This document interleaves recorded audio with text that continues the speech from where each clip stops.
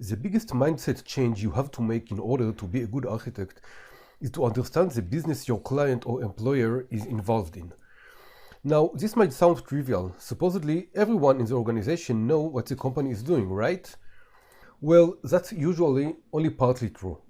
I'm sure every Microsoft employee knows that Microsoft develops software such as Windows and Office, and that it has one of the largest public clouds in the world. I'm also sure that every Amazon's employee knows that Amazon sells a huge selection of items from books to fresh food. But that is not enough. And let me tell you a story.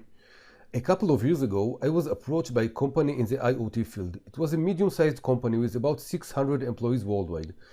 I was familiar with this company and I knew vaguely what they were doing, but I knew it wasn't enough. So I grabbed my PC and began reading.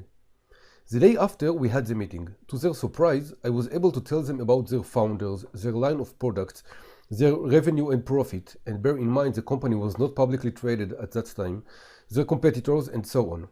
This blew them out of the water, and we agreed to work together on this very day.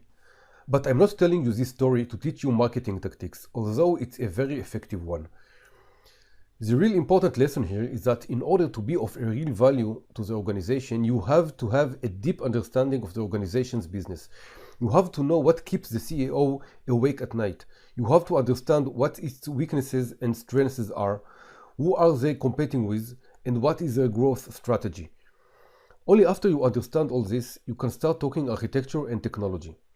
One of the most common mistakes made by architects is that they are looking at the system they are working on as a standalone system, isolated from the rest of the organization. But it can't work that way. Every organization is a living organism with a lot of moving parts, and the architect must understand how the system integrates into this living organism and what role does this part play. So to recap, remember, always understand the business before you begin working on the architecture.